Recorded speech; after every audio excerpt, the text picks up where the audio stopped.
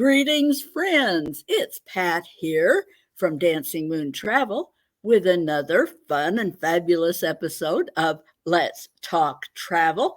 Tonight, we are going to be featuring a different kind of cruise experience. This might be something that you're not familiar with, and certainly a very exciting destination. We're going to take you up to the North Country, Scandinavia, and related destinations this evening. And we are excited to welcome this evening our longtime client and great friend, Terry Odell. Welcome, Terry. We're so glad you could join us this evening. And to our regular viewers, if the name Odell rings a little bell with you, indeed, Terry is the mother of our very own Jason Odell, who is a Dancing Moon travel agent and fabulous photographer located out in Colorado Springs.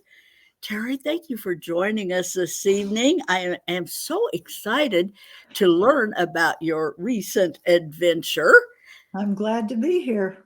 Okay, well, we always like to start off by letting our viewers get a little bit acquainted with you and just invite you to share a little bit about yourself, where you're located and what you do, your background. And you have a very interesting pursuit that you're engaged in. Well, let's see. I'll try to keep it quick because it's the boring part. I was born in Los Angeles a million years ago, lived in Florida for 30 years, and now live in the Rocky Mountains of Colorado.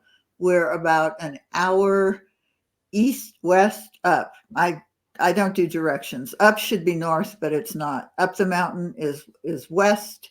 So we're west of Colorado Springs. We live at 9,000 feet. So it's a whole new experience when we first moved here 13 years ago, getting adjusted to it. I taught. Your air is defective up there. There's not very much oxygen. Well, you get used to it. I've got a great hematocrit. Excellent. When I go down, even just down to the springs, I'm in. It's an obvious difference. But for me, it's the cooking that's the hardest part up here. Breathing, you get adjusted to. The cooking never changes. Water boils at 195 instead of 212. Wow. Makes a big difference. But anyway, that's got nothing to do with any of this. And I muted this phone. Should have taken it out of there. Nobody ever calls me. I mean, my landline is nothing. But anyway, I apologize for that. And so we moved to Colorado. I basically just retired. I write. I started writing books just because I ran out of room for needlepoint. So I write novels that are mystery and romance combinations. And taking trips is great fodder for them, but that, unless I miss something important, that's about all. That's exciting. I am a voracious reader. I don't ever get enough time to read. That's one of the things I like about cruising is usually I get a little bit of time to just relax and just do some recreational reading. So that's always fun for me. Now, Terry, you have recently returned from a very different kind of cruise experience, not your normal thing that people might envision when they think about a cruise. They probably think about the Caribbean. Tell us a little bit more about what cruise line, first of all, about how many, you've cruised with other cruise lines, so you have a frame of reference. About how many cruises have you been on? Maybe 5 that you would consider cruises. And then there was the trip to the Galapagos. I'd call it a cruise because we were on the water, but there were 16 people. It was a yacht. And then Croatia, which had 31, 32 people on the yacht.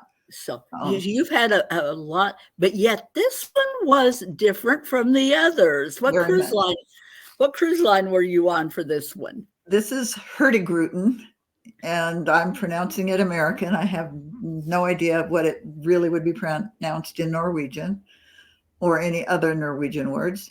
They have a huge fleet, it seems, and go all over the world.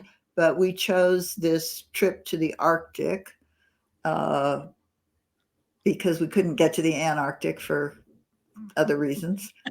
So this That's was another story. another story for another time. So we chose this one. I think they had about 140, 150 people. The ship may hold 200. So it's a very small, intimate experience. You don't have the fancy stuff, but I mean, they've got a fitness center, they've got a sauna, they've got a hot tub, they've got a bar. The essentials, right? Yeah. Dining room, you've got a place to eat, I'm sure. They certainly do. And you can get stuff to go if you want. They might have room service. We never tried it Mhm. because it's just fun to get up and out. But yes, very, very, very different. And for me, much better. I'm an introvert. After about 3 days of being surrounded by as many people on a Caribbean cruise or all of that, you freak out. And this way, with only 150, you make friends right away. Right. And more one-on-one conversations and no Mhm. huge lines. What are some of the ways you've touched on some of it, but how would you say, and folks, let me just tell you, this is an expedition type cruise, and it is the fastest growing segment in the entire cruise industry. It is people are clamoring for these expedition experiences. And there are places like the Galapagos, uh, the Antarctica, and the Arctic. You even have some expedition type cruises that do Alaska. But what are some of the things other than the size of the vessel that you would say are different from your large cruise experience? Well, number one, not as many people. Number two, you won't have as many choices at every given hour to do six things. You'll have six or eight things you could do all day, but you need to pick and choose them. On the flip side of that, that means you can do them all. You don't look at the program and go, oh, but the bourbon tasting conflicts with the knitting or whatever. Uh, so that's good. You're getting off the ship and on shore was a lot easier than if you had to be tendered on a big cruise ship. You could wait hours before you got off. And we just did things. I have a science background. I have a major in psych, but a minor in biology. I'm married to a marine scientist. So science and wildlife is important. And there's a lot of that. Um, okay. Those are not penguins. Those are common murres. Okay. Uh, I also like to do photography. Right now, Jason's teaching me. I started off teaching him, but tables have turned. Uh, but you've got walks through tiny villages. I mean, population 12, and Wow. the people are so hospitable. There's one place we visited where we went ashore. We had the tour. And then we went into somebody's home and they fed everybody this phenomenal fish soup and walked around a little more, got a little more stuff. And then we went into somebody else's home and we had chocolate cake and carrot cake and all of that. That's a very interesting shot. If I can Sure. describe Tell us it about a little bit, I'd like to be able to pronounce where it is, but it's about 37 letters, starts with a B. Uh, those yellow flags up there are protecting the nests of the eider ducks, sorry, eider ducks that produce, I don't know what you call it, down. I down. mean, Yeah. yeah, I mean it's down. I don't know what the correct verb is. They just grow it and then they shed it and it's cultivated and it's manufactured into pillows and duvets and all of that. But the predatory birds like to come after the nests. So those flags are put up to protect the nests of these eider ducks because without them the industry is gone. Wow. So this is an instance where human intervention is doing something positive for the species. That's an Yeah. interesting thing. We don't hear enough about that, do we? Well, I think it only happens because it's an industry, and if they did, they probably are breeding more of the ducks than Mother Nature would have. So Yeah. it's a little of both. Okay. Um, and what kind now you said, I looked at this itinerary, Terry, I could now is this another one of those same This birds? no, this is a puffin, Okay. I hear and about puffins. they are found in the north, and they breed on this island. And because you're on a small ship, you can get close enough to go on the island and see all of these birds. So you've got puffins and ducks and gulls and everything going around, and it's amazing. Wow, and they're not, they're not particularly frightened a lot of the time, but of the humans. So, which as long as we are respectful and treat them appropriately, we can kind of get close enough to take these great photos of them. Um, and I know if you and I know you can't probably pronounce all of the words, but you had some quite an itinerary. Did you have any favorite stops in that?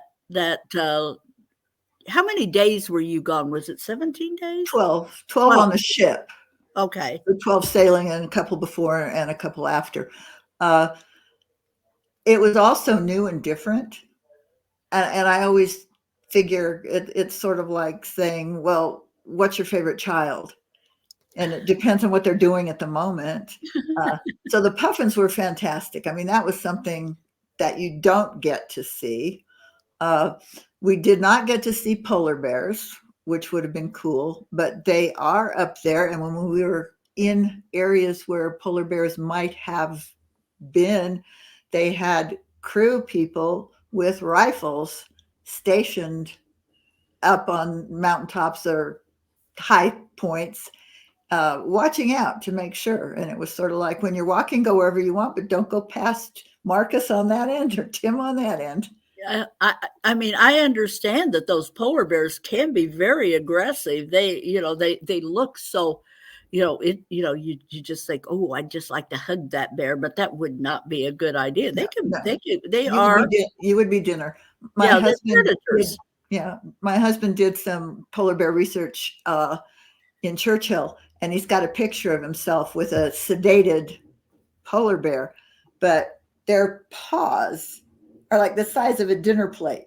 They don't look that big until you see it next to a person. So, yes, it would have been wonderful to see them from a distance and get pictures, but you, it's nature. You can't count on anything. You can't count on the weather, the seas or whatever else.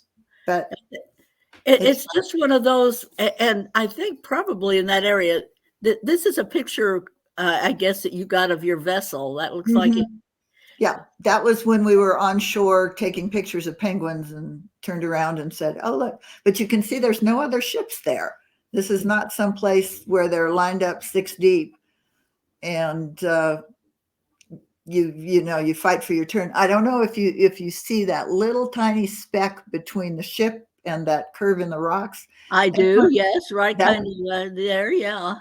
that's one of the zodiacs, which is if there is no landing on land, you get in a zodiac and you are, motored over to shore. Now, speaking of that, Terry, um, it how difficult is it for people? I mean, we're not spring chickens anymore. You know, is this something? Is it like getting in and out of the zodiacs? Is there plenty of help available? I'm not the most graceful person anymore. Yeah. Trust me. Well, there is no graceful way to get in or out of a zodiac. But to be honest, there were some people on board that had walking sticks and mobility issues. Not a lot, because I think we landed with a dry landing, meaning you can walk down the gangway 3 times. And the other times, if you've got a wet landing, you're going to be out. They give you rubber muck boots so that you wear those so you don't get yourself wet at all. You get a pretty red jacket too. But they also have bus tours. They have other rides. They have activities going on the ship. It depends on what your goal is. And so there was, one woman who was determined to do as much as she could, and she got around great. The bus tour, they took somebody in a wheelchair to get her to the bus. The city walking tours, that's a joke. Villages. Yeah, and villages and down. I don't know what's under that. It's walking, and you may have unpaved streets. I'm used to that. I live in the mountains. There's no paved roads in our development. So we do that all the time. If you really want to see, you can go on the ship, and there's plenty to see and do.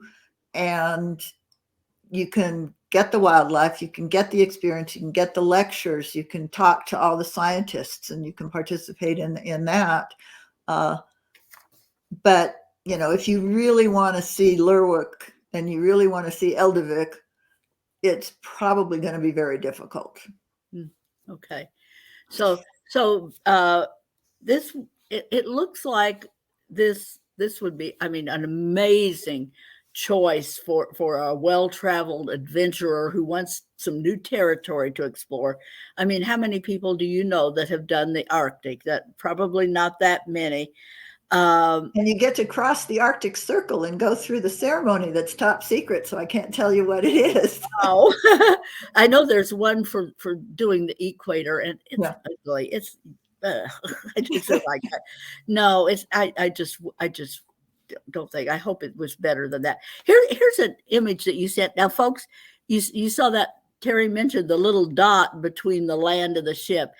That was these kayaks, and here are a series of kayakers out here just in the wilderness. Yeah, well, there's no kayakers in there yet. They are bringing the string in to the right spot, getting them out of wherever they store them and bringing them in for the people who want to go kayaking. And they have kayaking is an optional adventure. I did not do it, but people did, said it was amazing. You can do a polar plunge if you want and get a certificate for going into the water up there. I didn't do that either. But they had horseback riding in one stop. They had jeep riding. They had hiking. One day was in Iceland. If you opted to take the bus tour, it was all day, and you got to see a whole lot of the inland stuff. We did the outland stuff. Okay. Now, what would you say was your very favorite thing that you did? Your very favorite excursion or experience that you did during the trip? Oh, you're asking me that again. I got 3 kids and I like them all. Well, give me 2 or 3. What were 2 or 3 things you wouldn't want to have missed? Okay, the puffins for sure.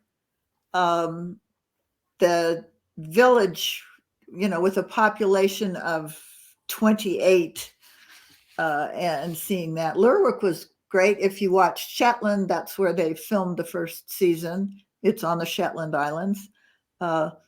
I just like being able to say, okay, I crossed the Arctic Circle. That was memorable. Doing that crossing was nothing because it happened in the middle of the night, but the ceremony and going through that with everybody, the ship people were so nice. They had all sorts of things. You could take walks. They had knitting time. I didn't send you the picture of the science coordinator was knitting a scarf for his grandmother. Really? And so he was, if he wasn't busy, he was sitting there knitting. He made up the pattern himself. It was great.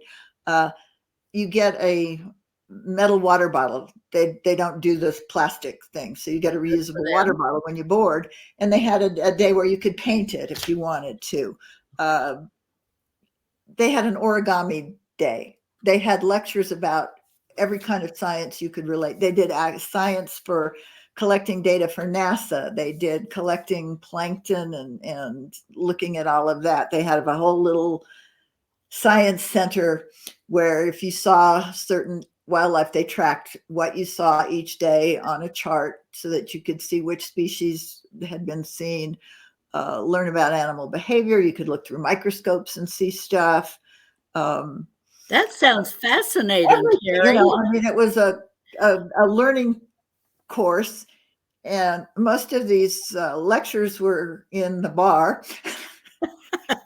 Convenient, huh? Yeah, and they had a cocktail of the day.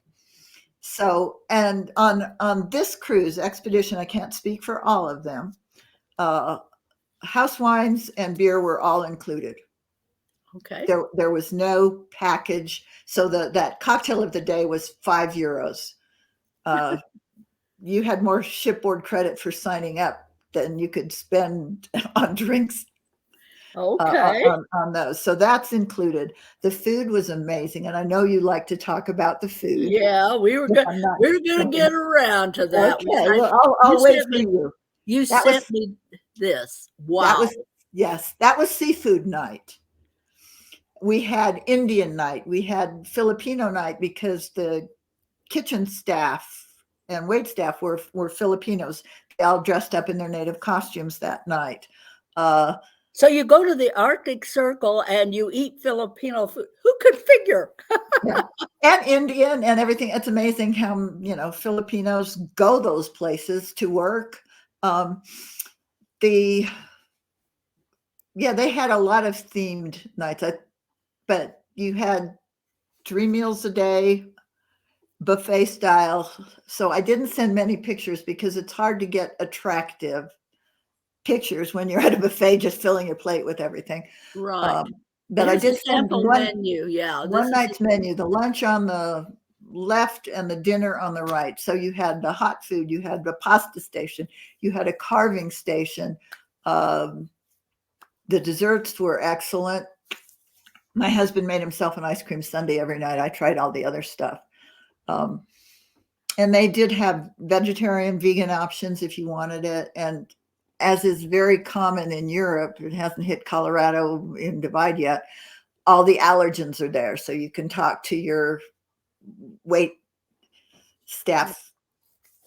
yeah. And it's not like a regular dining room where you have table 5 and you're stuck with those 8 people every night. Which was our first cruise, which was on the original Love Boat Oh in yeah. Alaska.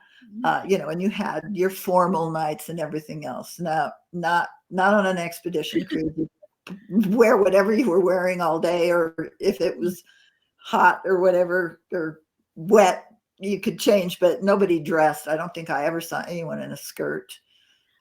Okay. Terry, Yeah. that you just something you said, I don't think I mentioned. What was the weather and climate like during your experience here?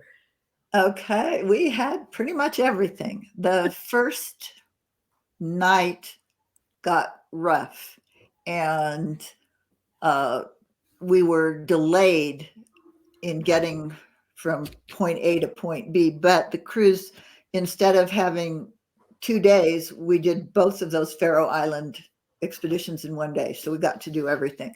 When the seas were rough for Jan Mayen, the captain got permission to land on the other side, which nobody ever does. And Okay. I say land loosely, anchor on the other side. So we had seas on one night that the captain, this is your captain speaking from the bridge, said 4 to 8 meter swells. So And multiply that about, so by it's about 3, 12. yeah, Yeah. we were talking, big swells. The wind they reported in meters per second, and I had no way of translating that into anything that I could hang my hat on. I came home and looked it up, and you multiply by like 2.8 something or whatever. But so the temperatures were cold if you were up on the top deck early in the morning when it was windy. They varied one day when we were landing the crew that was helping us out of these Zodiacs. He was just in a t-shirt. It, Just it in a wasn't bad. t-shirt. The worst weather was actually the first couple of days. The day in Bergen rained, gloomy, overcast. I've learned how to use the dehaze slider on my pictures to kind of get the color back. A lot of gray. But then when the sun was out, we actually saw the volcano on Jan Mayen, which was not as impressive as until they said, nobody sees this. This only comes out like Denali a few times a year, where the Wow. clouds lift and you can see the top of it. So Amazing. You you, got, you get you get what? everything. Yeah. Yeah. You dress in layers. The ship is warm. You've got a climate controlled knob, if you can read Celsius, to set the temperature in your stateroom. The bathrooms have heated floors, so those can get really warm. Lovely. Yeah, and if something is wet, you just put it on the floor. Very good. Very good. Terry, this all sounds very good. On a scale of 1 to 5, what would you give it? 7. I love it. I love it. That is a very telling question, folks. When people say they they give it more than the scale allows. So Yeah, I uh, mean, it was a once in a while, and we did the bare minimum. I mean, we did not do the only excursion that we did was in Husavik. We went on a whale watch boat, which is okay. an excursion in itself because you get a complete head to foot coveralls that you put on. Bright colors. Every boat has a different color so that everybody knows who's So who. if you fall overboard, they know which boat to return you to. Right. Yes. they can find you. And if you're going to see whales, you can see them. If you're going to photograph them, it's not that great on this cruise. On another cruise, it could have been. My husband got the greatest picture of the whale tail, and I think I sent it. You did send that. Hang on just a second here. I'm going to pull that up. He got the fluke here. There you go, With folks. all the birds. And there's a little science to be learned here, too. The birds, because the whales go down and feed and they create these upwellings of plankton and krill and whatever else is down there, the birds say, hey, lunch. So when you So see a they flock of birds headed at the water, which is how we found these, that all of a sudden there's all these birds circling in this little area, and you go, there's going to be a whale. going to be a whale. Well, so they stir the waters. That's interesting. I Yeah. didn't know that, Terry. So that's really good. That picture was taken by my husband in our cabin, Really? rather than up on the top deck and everything else. He said you could sit. We had a suite, so we had a little tiny balcony, and you could be out there and get the pictures. And we were 8, 7, 6, 2 decks lower, so closer to the water than the observation deck. Cool. So that maybe gave him a better opportunity there. Yeah. So, folks, Terry, I so appreciate you joining us this evening. This was great. And folks, if you are interested, I'm putting Jason's name up here this evening. That's Terry's son. If you are interested in an expedition cruise to the Arctic, the Antarctic, the Galapagos, wherever, Jason would do a great job, and he might be able to give you some tips for photography during your cruise as well, or you could join one of his groups. He does a lot of photography travel during the year. And all of our agents at Dancing Moon Travel, we are here to help. We currently have 6 agents scattered around the country, strategically located to better serve your needs. You can check us out at dancingmoontravel.com, and we would love to help you. Now, finally, folks, as you all know, I give away something every time that every week when we do our podcast, we have some sort of giveaway. And this evening, you lucky listeners here, we are giving away a download of Terry's novel here.